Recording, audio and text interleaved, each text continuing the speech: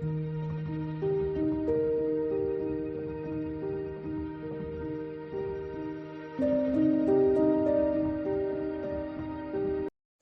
Friend, good morning, Radhe Radhe, जय माता दी। कैसे हैं आप लोग?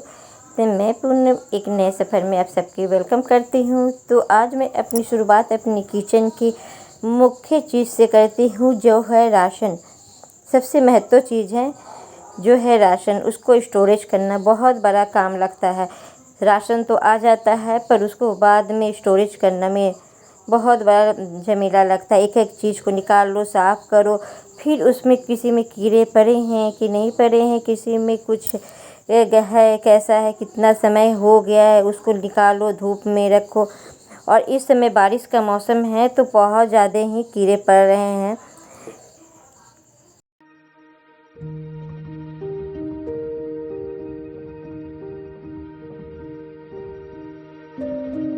जब भी मैं राशन भरती हूँ तो सबसे पहले ये करती हूँ कि पुराने जितने भी दाल वगैरह है तो उसको अलग पॉलीथीन में रख लेती हूँ। थोड़ा अगर है तो उसको अलग पॉलीथीन में रख लेती हूँ और फिर उसके बाद फिर नया उस डिब्बे में डाल देती हूँ। इससे क्या होता है ना कि पुराना चीज़ जल्दी खराब सही जल्दी यूज हो जाती है, जल्दी यूज हो जाती है। और सभी में मैं एक लौंग ज़रूर डाल देती हूँ। इससे होती है कि कीड़े पड़ने ते नहीं। ये तेज़पत्ता, ये लौंग डाल दो तो कीड़े नहीं पड़ेंगे।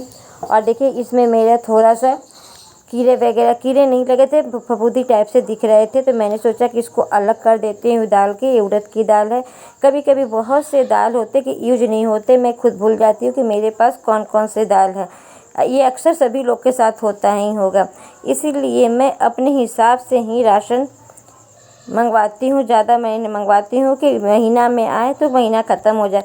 फिर भी जब कोई है नहीं, कभी कुछ सब्ज़ी बन गया, कभी कुछ बन गया, तो उसमें तो दाल वगैरह रह जाते हैं। और मैं अक्सर यही रहता है कि मूंग और अरहर की दाल ज़्यादा ये मेरा यहाँ यूज होता है। मैं मूंग की दाल ज़्यादा पसंद करती हूँ।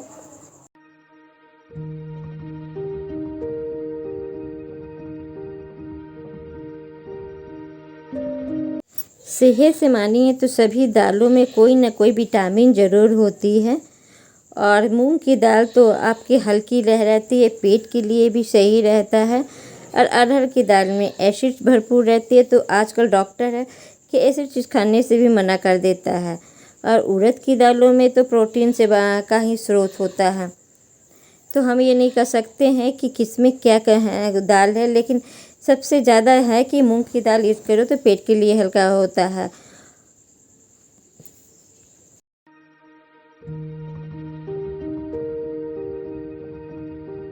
लाल मसूर की दालों में आयरन से भरपूर होता है। तो जब भी लेडीज़ माँ बनती है तो उस समय हाँ ज़्यादातर है ना कि लाल मसूर की दाल खाना चाहिए। इससे दूध का स्रोत अच्छा बनेगा।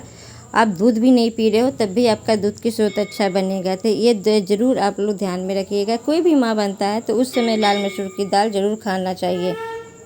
मैंने भी बच्चे जब हुए थे तो मैं भी लाल मसूर की दाल मेरी माँ बहुत देती थी पीने के लिए कि इसको पी जाया करो। तो छोटे छोटे चीज़ों को हम लोग को फॉलो करना ज़रूर चाहिए। अगर ऐसा है कि आजकल आयुर्वेदिक का समय आ गया है तो सभी लोग ज़्यादातर है कि आयुर्वेदिक पर ही विश्वास अब करने लगे हैं। घरेलू चीज़ों को ज़्यादा इस्तेमाल वगैरह करने लगे हैं। अब बाहर का खाना बहुत लोग कम पसंद करते हैं, क्योंकि पता नहीं कब का खाना रखा रहता है। उन लोग को है कि मसाला बना के फ्रिज में स्टोर कर देते, क्योंकि उन लोग को बेचना रहता है और मसाला काफ़ी दिनों का रहता है स्टोर किए हुए। तो ज़्यादा चीज़ हम लोग को स्टोर किया हुआ नहीं खाना चाहिए, जिससे हम लोग को ही सेहत पर हानि होती है। आजकल तो 10 बीमारियां हो रहे हैं। बाहर का भी सामान में कोई पौष्टिक नहीं है, कोई राशन में कोई भी चीज़ में ताकत नहीं मिलती, बस बीमारियां ज़रूर मिलती हैं। तो यही है कि हम लोग अपने अनुसार सोच समझ के खाना चाहिए।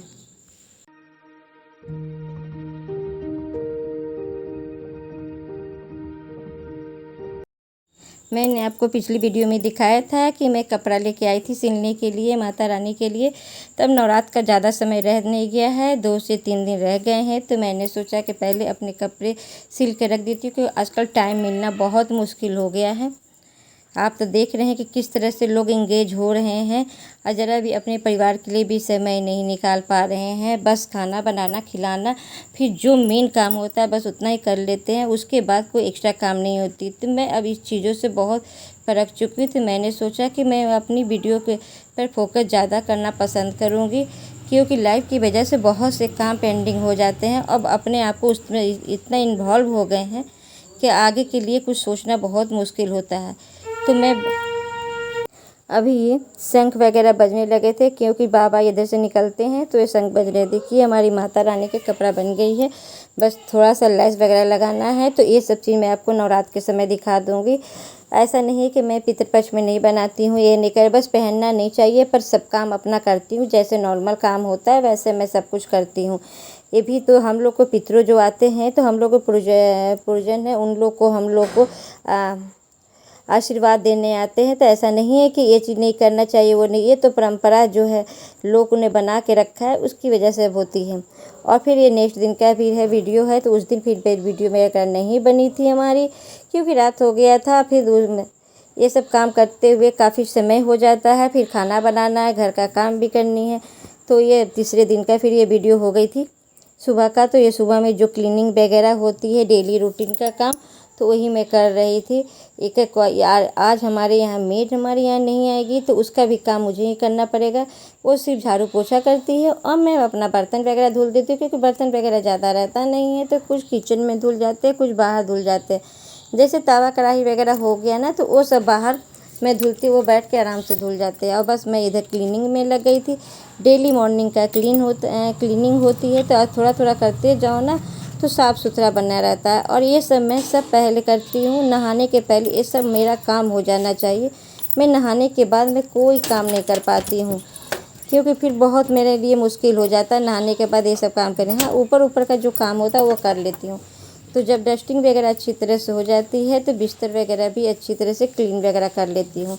तो जितना गंदा वगैरह होता है सब निकल जाती है। ये नहीं कि पहले मैंने झाड़ू लगा लिया फिर उसके बाद क्लीनिंग की, वैसा नहीं करती। एक एक चीज़ को पहले अच्छी तरह से क्लीन कर लेती हूँ। बिस्तर वगैरह क्लीन हो जाता है, तब फिर मैं झाड़ू और पोछा वगैरह मैं करती हूँ। तो आज मेड नहीं थी, तो मैंने सोचा चलो लाइफ मेरी तो लाइव हो गई थी, तो फिर दूसरी की लाइफ थी, तो मैं उसके साथ साथ अपना काम भी कर रही थी।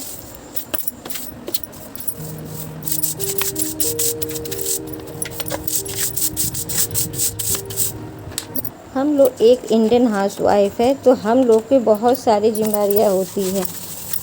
ये नहीं कि एक जॉब करना ही बहुत बड़ा ही रिस्पॉन्स होता है। तो हम लोग के घर के अंदर एक हाउसवाइफ की कितनी सारी रिस्पॉन्स होते हैं।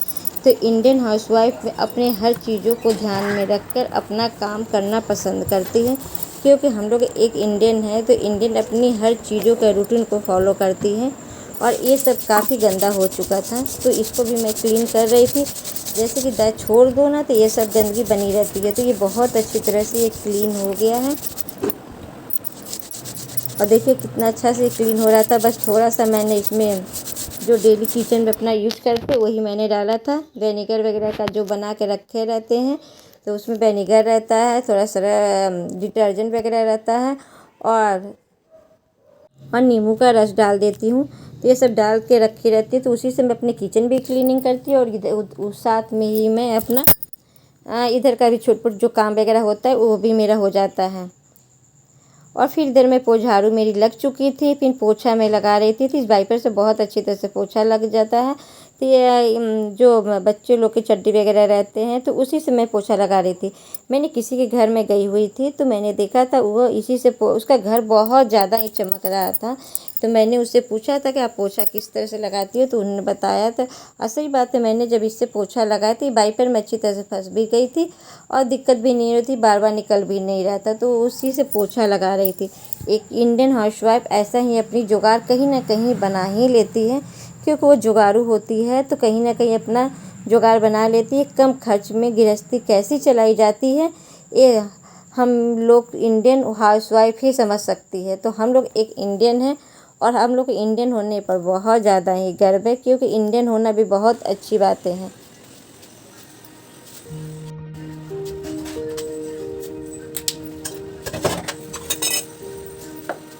फिर उधर का काम सारा मेरा निपट गया था, क्लीनिंग वगैरह का काम ख़त्म हो गया था।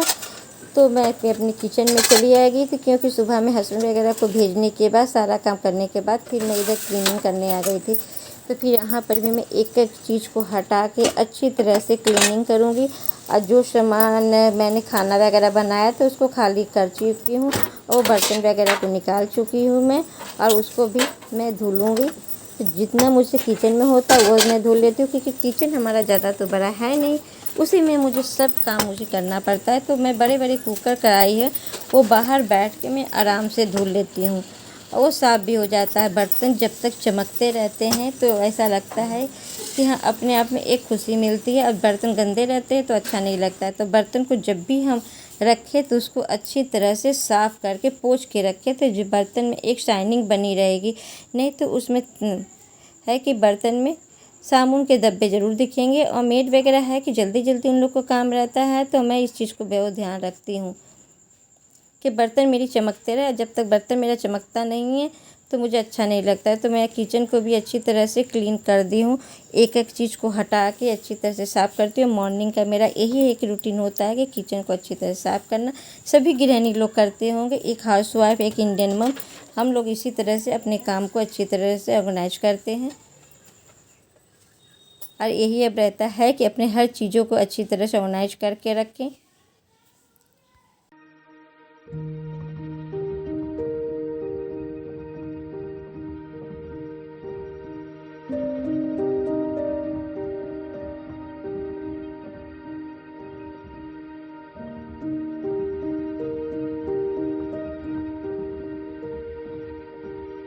छोटी किचन को अच्छी तरह से ऑर्गेनाइज करना भी बहुत बड़ा टास्क होता है।